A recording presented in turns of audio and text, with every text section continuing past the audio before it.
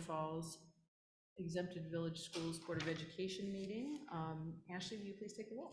Mrs. Bendel. Here. Mrs. Hoy. Here. Mrs. Miller. Here. Dr. Sabo. Here. Dr. Schlepper. Here. Would you please join me in saying hello?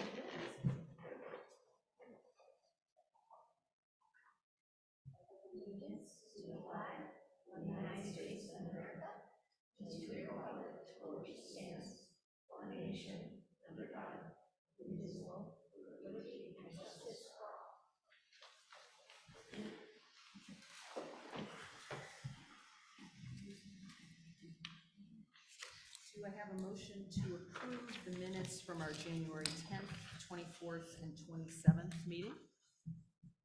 I so motion. Do you have a second? I'll second. Ashley, please take the roll. Mrs. Bendel. Yes. Mrs. Hoy.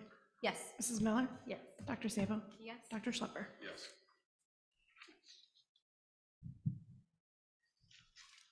Okay, at this point, I would like to hand the meeting off to Dr. Sabo, who's going to introduce our students and our principal and tell us a little bit about the Intermediate School Showcase.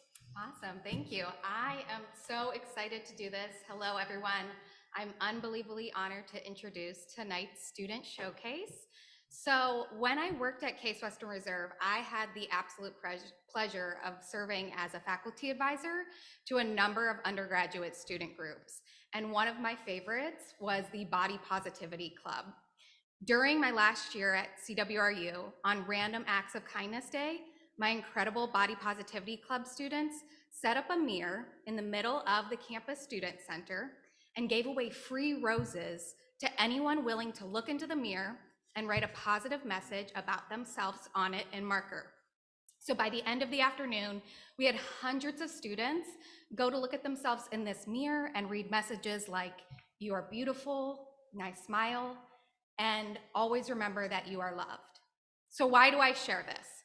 Well, y'all are about to talk to us about the week-long activities that CFIS got into for Random Acts of Kindness Day.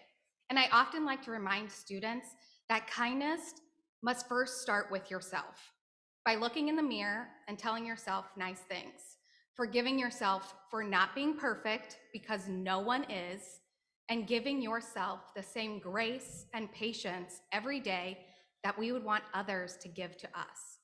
Once we treat ourselves with compassion, thoughtfulness, and gentleness, it becomes easier to freely express those same behaviors to everyone around us.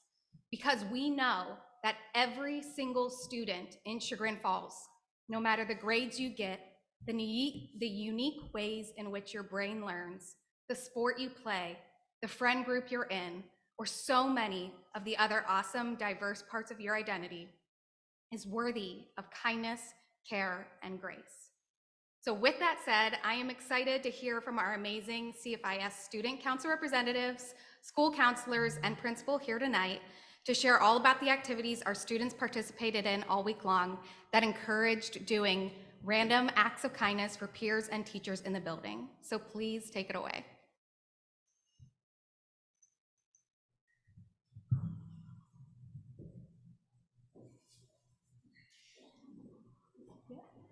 I'm just gonna do that.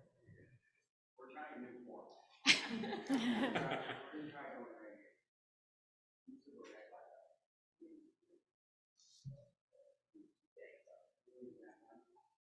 Yeah.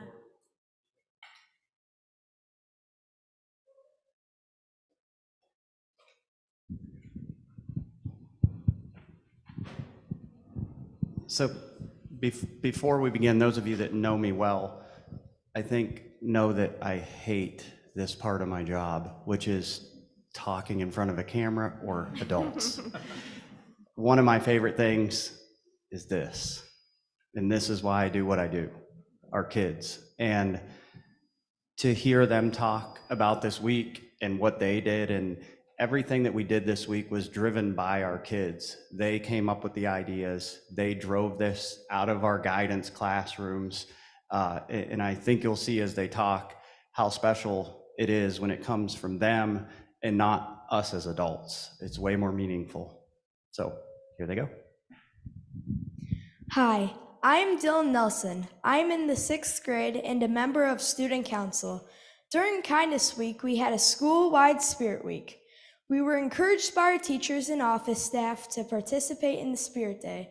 Every morning, Mr. Howell would come around to all the homerooms in 4th, 5th, and 6th grade. The class with the most spirit would win the Tiger Pride Spirit Stick. My favorite Spirit Day was Pajama Day because it made me feel really comfortable. I really liked the Kindness Spirit Week. These are pictures from the Kindness Spirit Week. Hi, I am Avery Ellis, and I am a proud member of the Student Council. I am in 5th grade. This month, throughout our building, our theme was kindness. Our guidance counselors thought it would be fun to write kind notes to every teacher. The notes were put into each teacher's mailboxes to brighten their day. We also played kindness bingo at lunch. For kindness bingo, we marked off the kind act that was said if was on our bingo board.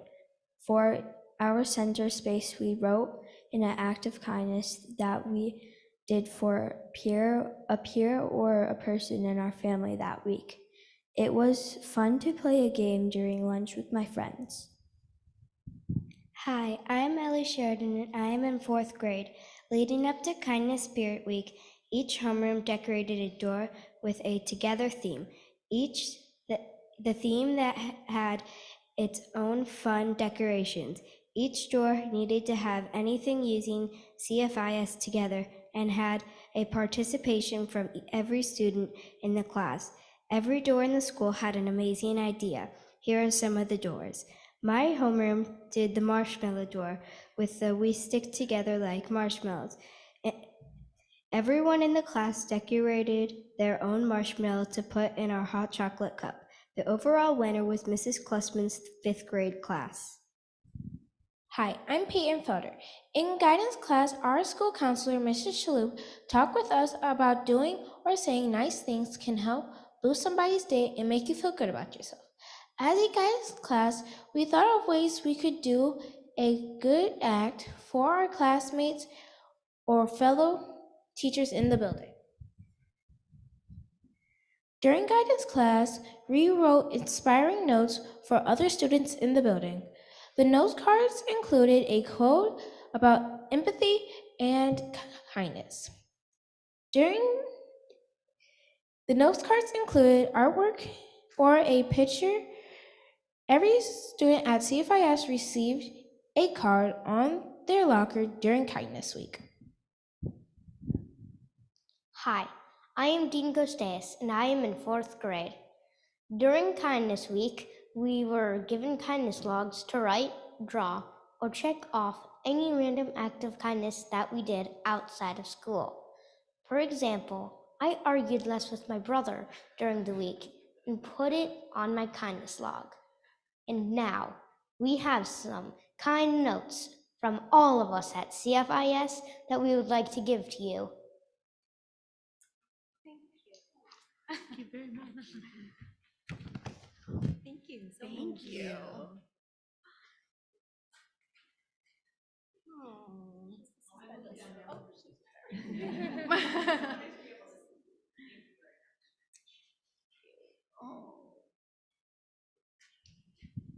So I'm Brittany Cece. I am the CFIS Student Council representative, and we can't say how proud we are of all of our Student Council reps.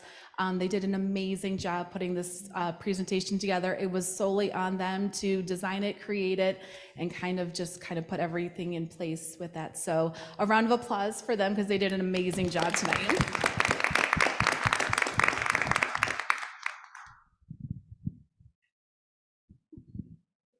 So can I ask a question? So is it Dean? Yeah. So you said you kept a kindness log and you wrote in there about how you were, being nice to your brother, which is awesome. I'm wondering if any of you have any suggestions for things that you learned this week that you want to keep doing, that you want to carry forward from this week, maybe continue to do at school or at home, or things that came up that gave you ideas of ways to, it's great to have a kindness week, but it's even better if we can pull from it and keep carrying those things forward at school or at home. So do you guys have any suggestions for Mr. Howell or Mrs. Cece or anybody else about things that you might want to keep doing?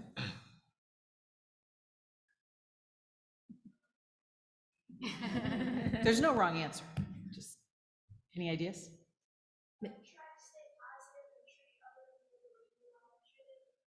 That's awesome. So he said, try to stay positive, treat others the way you'd want to be treated, for our YouTube friends.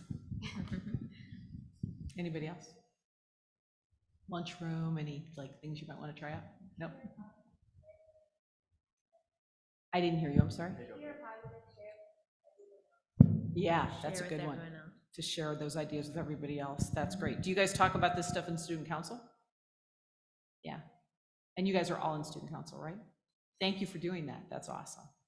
Anybody else have any questions? Okay.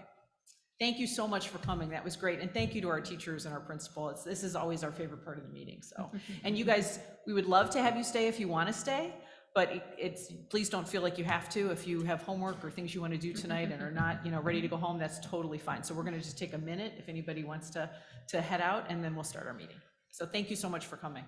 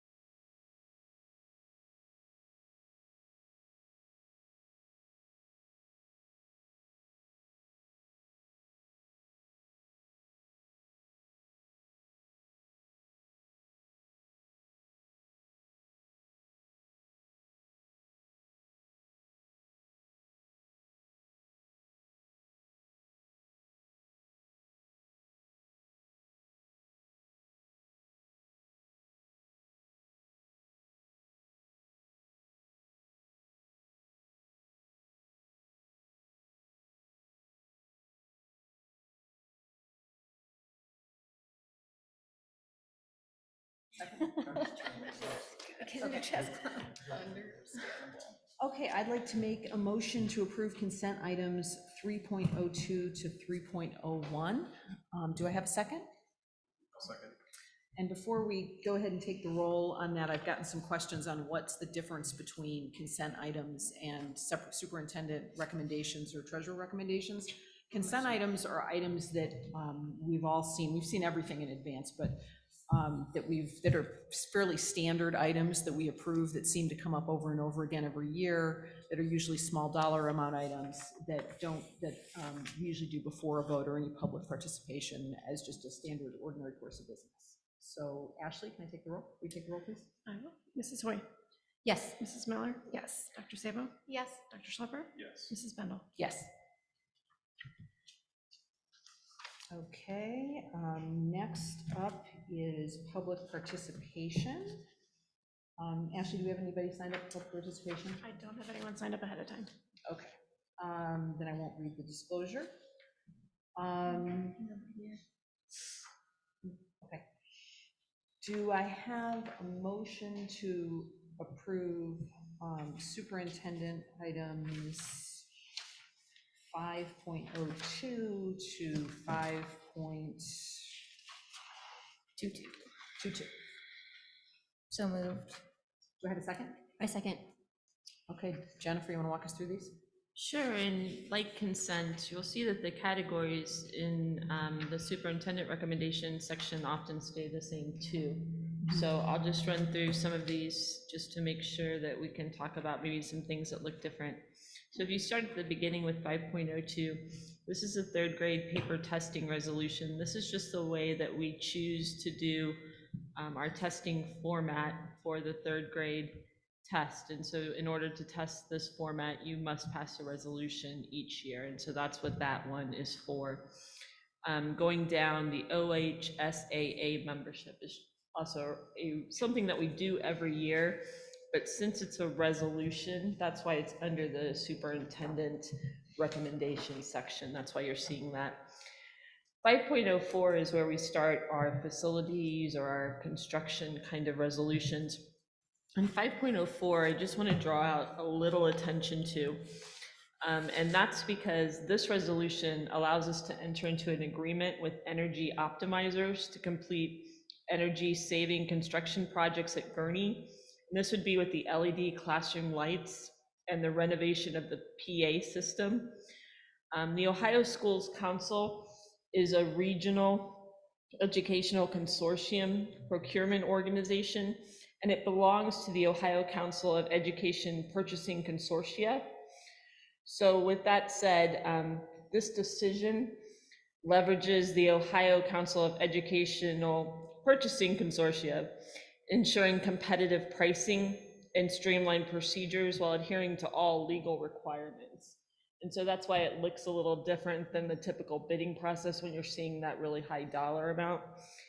And so since Chagrin is a member of the OSC, then we benefit from that consortium pricing. And again, it just allows us cost savings, the streamlined process, and then we have the transparency and the legality because the program adheres to all the required bidding regulations, ensuring the transparent and compliant process that's required by the ORC. So just a little different, so I thought I would just draw that out. And I had to read from here because there's all those ORs and Es and how that all went. But it's just a little different. And just to talk about process for a second, we had that as a consent item, and because of this dollar amount and the fact that it was a no bid item, the question came up, well, why are we not bidding that? And so that's why, you know, when we're guaranteed through the consortium a negotiated price like that. So it's a nice process. And then Chris Woofter also came tonight just because the next items are a lot of them are facilities based. So if you had any questions, again, we've seen it in the FIP, we've seen it come up in discussions throughout, I think, previous board meetings as well, but you have the HVAC project. We have the turf project. I just see a typo that says Turk. Mommy, a Turk. That should be turf, and that's a very good company. Chris and I were talking about that earlier. And so if Dr. you Pentarski, I'm sorry. have any questions about those, Chris is here. I know this is silly and I apologize, like didn't know when to jump in. I just want to give a shout out to all of the elementary teachers that are going to be so excited that they have dimmable lights. Like that is a huge deal. And that's when I saw that when reading, I was like, oh, we win. Because how many, like you go in there and you see all of these, you know, like cloud shaped, you know, things taped over like these harsh lights because they work so hard to create the kind of environment that feels warm and inviting. And those, you know, those fluorescent lights are not like, that is not working out. So anyway, I just want to point out how excited we are for the dimmable lights. and also more energy efficient. Well, yes, I actually care more about the dimming, but yes. Oh, yes.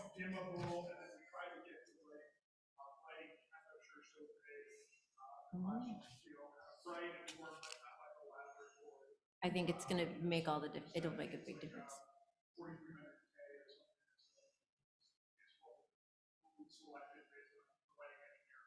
I agree with you, it'll really make that space very nice and grateful with that project. Thank you. And save money. Any other questions for Chris? on Yeah, the- I wanted to just note that it seemed, I assume the reason there's so many things on here that are facilities related is because as we go into the summer, we need to approve these so they can get done over the summer. Is that correct? It is, and we'll also have a couple larger things in March as well. Okay. So there's some things now and some things that are like out to bid now, it'll be in March as well too. Okay. We have a bid for the current parking lot expansion that's going to go out, and the high school roofing project for a roof on the gymnasium fitness center in the little area off the gym. Those are out for bid right now, the bid's closed, I don't know, maybe early March. And then actually I also developed the opening and bring a recommendation to you in March for those. And yeah, there's a lot now because of the fact that, you know, it's hard to do construction projects like this when students are in school, so we have to kind of really, you know, plan in advance. And so it's everything kind of coming into the all. Okay, great, thank you. The next item, 5.07, you would like to think this will end and it will not. So this is, the reason I say that, this is the second read of what we thought would be the last set of policies for Neola, for the shift, the changeover. And technically, yes, but you'll be seeing a new set hopefully coming out to you in March, because Neola just sent that update because of the law changes. So there are several that we have to go back and update. And so policy committee will be meeting soon, that just came today, to get those policies updated. And then what we need to do is go through all of the OSBA policies and make sure that there are no missing Neola policies. And what I mean by that are, did Chagrin have an OSBA policy that maybe we created for a specific reason for Chagrin schools? And maybe Neola doesn't have a standard template for that. And so we just need to go back and cross-check everything, and then the complete transfer will be done. So we're super close. It's just kind of a cross-check that we want to do as a district to make sure when you do a changeover, you just want to make sure you don't miss anything at all. So we're just going to go back and double check things. And then the admin team will go through and do the admin guidelines. So you can feel done, but we'll be continuing to have updates 2 to 3 times a year, typically from Neola, but there will still be probably a few more rounds coming up just to get everything completed. But it's been a really good process, a thorough process, and we just want to finish everything up. So this is your second reading of those. Again, then we just go into all the contracts for a very long time. And you have your certified contracts, and then you'll see that it shifts to classified contracts.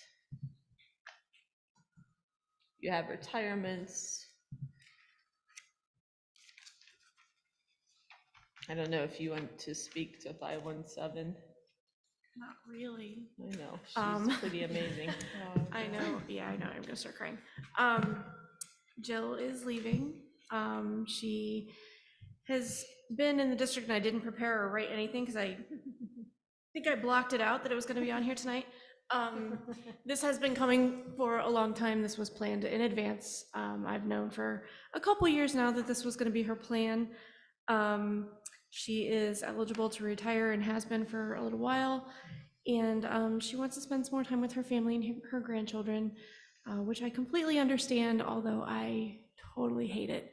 I hate to lose her. She's been a part of the district for a very long time. She has worked in, I believe, every building. She has served in many positions, and she's the kind of person who will do anything for anyone, and she will be very, very, very missed. I'm done now. We have then just some additional supplemental pays, and then 2 events to close everything out, and that would be our recommendations. Okay, any questions on any of those? Ashley, can you please take the roll? Can't see. Now I'm all flustered. I'm sorry. I forgot my actual role in this meeting. Okay, Mrs. Miller, Yes. Dr. Sabo, Yes. Dr. Schlepper, Yes. Mrs. Bendel, Yes. Mrs. Hoy. Yes. Okay, I'd like to make a motion to approve treasurer recommendation 6.02. Do I have a second? I'll second. Okay, Ashley, you want to walk us through the financials? I will, as soon as Mike sets me up.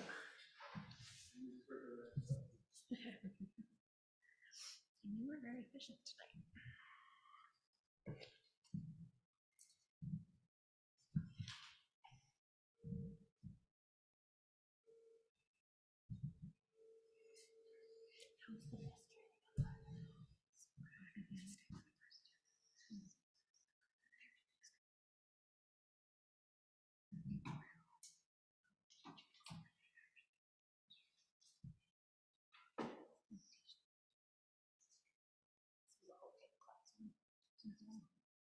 How many inches do we think the screen is? 85. Oh, okay. Oof.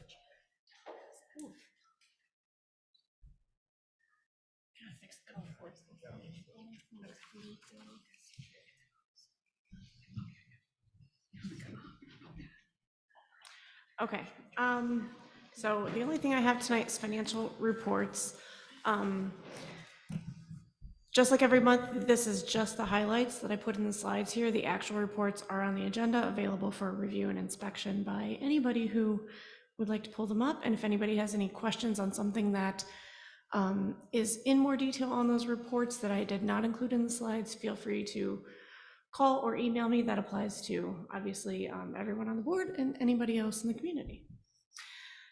So first item is the general fund summary. First column is December activity. Last column on the right is fiscal year to date activity. The general fund currently at, well, it's not current now, but at the end of December was $21 million. This is a picture of our revenue in comparison to the prior 4 years. You can see November and December, we don't get a whole lot of revenue. That is expected, and again, that's because of our cash, the way our cash cycle goes and our taxes come in. You can see they're usually in February and March. So for several months now, I have been giving the little disclaimer on this one that when that revenue looks so high, it's because $1.7 million was advances in. So I kind of called that out separately on this one. I'll keep that going forward just so we kind of keep that in our heads as we're comparing these. But that's the fiscal year to date revenue as compared to the prior 5 years. Moving on to expenditures. Again, same format. This compares to the prior 5 years. On a month-to-month basis, you can see December expenditures were pretty similar to last year. Pretty much what we would have expected. Same format year to date. Expenditures have risen over the last few years, but you can see we are still only where we were 4 and 5 years ago. So all of the things that we did to decrease expenditures and control costs have done exactly what we wanted them to do. So our cash fund balance, the orange is the current year, the gray is the prior 4 years. I don't know why I have 4 on this one and all the other ones. I have the prior 5. I should probably make that consistent. But the $21 million in December, that's the cash balance that agrees to the first slide that we talked about. This is the self-insurance fund balance. If you go through and you're looking at the detail on the expenditures, you'll notice on the general fund side that there were no expenditures for December. So that did save us that $300,000 that we talked about when we talked about doing the insurance premium holiday. So we didn't make that expenditure in December. It shows here that the revenue or that the balance still went up. That's because we cut those checks from the general fund to the self-insurance fund on the last day of the month. And then they get deposited on the first day of the month. So it shows December revenue included in this balance here. That's actually November's expenditure from the general fund to the self-insurance fund.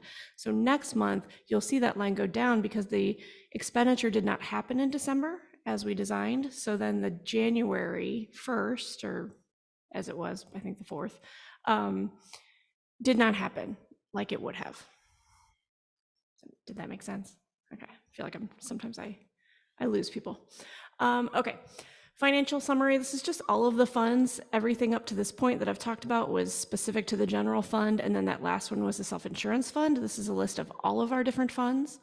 Fund balances there are in the bold, the third column from the end. That 28.9 is what was in the bank. And again, you would see at the top there, on the general fund, that 21 million, those all agree to the prior slides.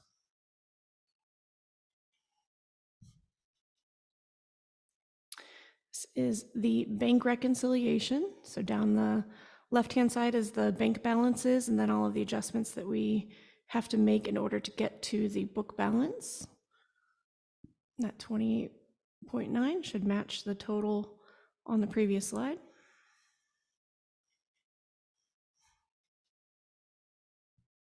This is where all of that money is.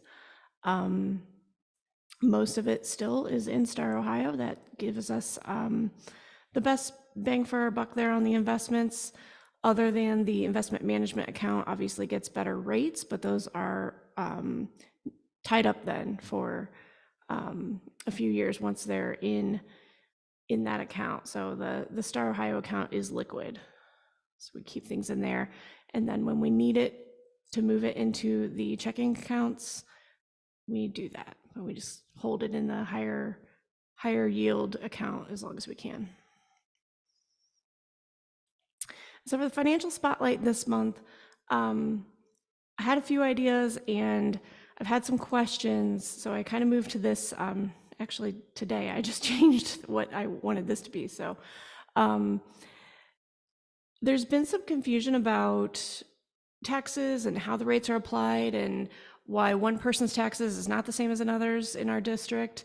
I think everybody knows that we're across 2 counties. So obviously somebody who's in Geauga County is going to look different than someone who's in Cuyahoga.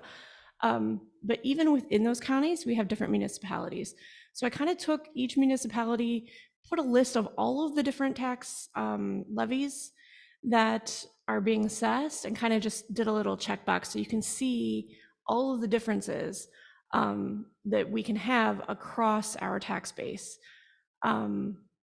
This is very simple. Some of these, there are several different levies in that line. I just kind of grouped them together. Some of them are called mental health. Some of them are called mental health and wellness or something like that. I kind of grouped all of those together if they were within the same municipality.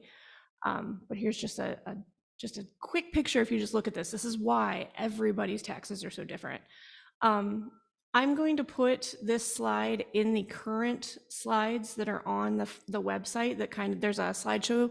If you haven't checked it out, I usually keep the most current months of financial slides in there, and then I kind of keep the things that are still relevant in there. I'm going to add this to it. Those links are hot. You can click on those and it will take you right to those sites and kind of explain. You can look up your own taxes, you can look up your bill, you can look up your neighbor's bill if you're interested. You can look up how the millage rates have been reduced. So it'll show you Cuyahoga specifically has some really good reports. All of the same reports that they give to the treasurers and the finance directors of the villages and the cities, they have published out there that are available just to pull down. Geauga would have all of those same reports. They don't publish them all on their website though. So is a little bit tougher to find, but it's all there. So if there's anything that you want, Go out there, take a look. If you can't find it and you still have some questions, please give me a call and ask, and I'm more than happy to sit down and go through things and explain things again. I'm kind of trying to just do little bits and pieces here. I know this is a very small picture of the whole tax picture. I kind of went into more detail last month, and I've heard the feedback that I kind of lost some people. So I'm going to take it in smaller chunks now and kind of just bring a little bit back every month. But this is just kind of the general idea of why everybody's taxes are different. That's it. Any questions from the board? Just the observation that, the one thing that unites all 6 of these municipalities is the schools. Yes, that's why I put us on the top. Yeah. Yeah, and there's no rhyme or reason to the order there. It was just as I was pulling stuff off of their websites, I was just kind of throwing them into a table. So there was not a whole lot of time that went into this. Like I said, I kind of switched direction just this morning. So this took me, I don't know, maybe an hour to pull all of those. So again, I know where they are and I know how to find them, but everybody else, they're there and I can help you. What's the best way to find this on the website?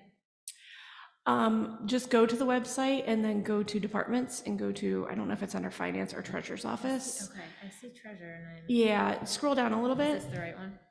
Yeah, so scroll back up. That slideshow right there has most recent monthly financials. I've got some totals from the prior fiscal year, just because people like to see annual totals. I've got some breakdowns. Got kind of like, our Is little. it possible to show that on the screen? Or is that too hard? You want me to come over there and find it? Oh, it's on this one. Sorry. Just for fun,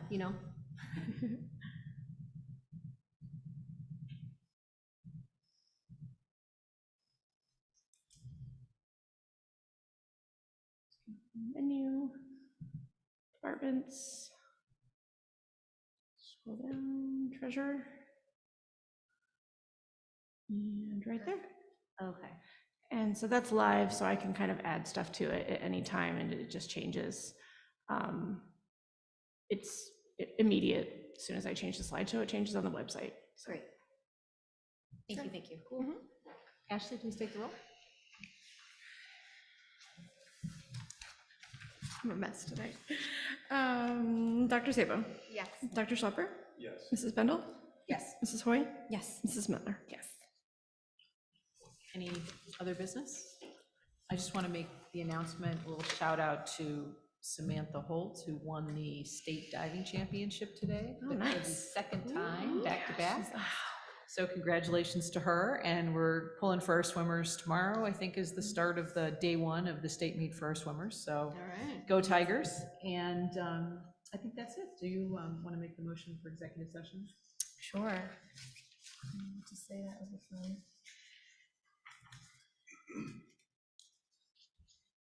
Do we need to do the public does anybody else want to do I don't Public think so. No, we participation? don't have anybody signed up. Okay. All right, I'd like to make a motion to enter into executive session in accordance with Ohio Revised Code 121.22 for the sole purpose of the consideration of the following matters: appointment, employment, compensation of a public employee or official, and matters required to be kept confidential by federal law or regulations or state statutes. It's gonna be a long one. Okay, thank you. And our next do you need a second? meeting is. Yeah, do we need a second and vote to go? Oh, I'm into it? sorry. Yeah, go ahead. Do I have a second, please? I'll second.